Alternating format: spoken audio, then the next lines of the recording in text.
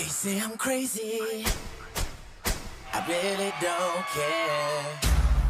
That's my prerogative. If you want to get to the core of BET's September 4th debuting tonight, The Bobby Brown Story, then let me point you to a line about halfway through the first part, when the once again Woody McClain portrayed Every Little Step Singer says at a London gig to his Michael Pfeiffer played brother, "Yo, Tommy, you got the money?" Because the money is what this Abdul Williams penned, Jesse Collins EP'd, and Brown himself co-produced follow-up to 2017's rating-surging three-part The New Edition story biopic is all about, on and off screen. It's money because with Brown himself press junketing the hell out of the show, if BET picks up even a portion of the audience that The New Edition story snagged, they are made in the shade with a throwback hit. Bobby has the #1 album in the country. Mr. Brown. Anything that simulates sexual intercourse is strictly prohibited.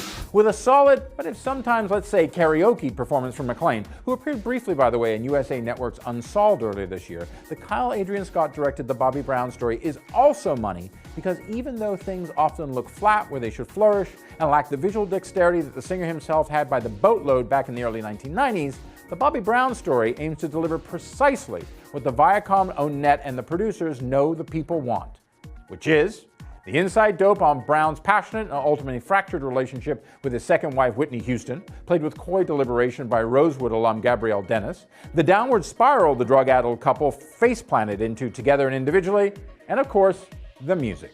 Yes, from what I've seen, this is certainly an authorized biography with a number of particularly unpleasant and questionable actions by the R&B superstar himself omitted, like a certain 2003 9/11 domestic call by Houston, who died in 2012, or bleached out.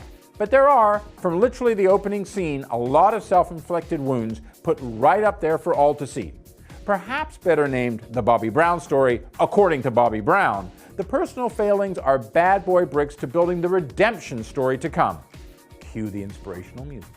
And in a show with actor portrayed Janet Jackson, Michael Jackson, Tupac, and Bobby and Whitney's now deceased daughter, Bobby Christina Brown, played by power vet Doshina Hopkins, appearances to name check but a few, to name check one of the great Bobby tunes, that's not an unexpected prerogative of the genre. You got her pregnant while we were engaged. Bobby is getting high every day. You letting your career just fade away messing with this shit. And Whitney. The ability to define your own narrative to the occasional omission of reality is certainly not exclusive to Bobby Brown, who has long sought to get his version out there of what really went down between himself and the multiple Grammy-winning Houston in their media-spotlighted marriage, where he was quickly cast as the villain. To that end, know what you are getting with The Bobby Brown Story. And even with shortcomings and loose threads of the 4-hour biopic, watch. Because sometimes, just sometimes, real life is better than fiction, especially with some great tunes and fictionalization on top. That's the money.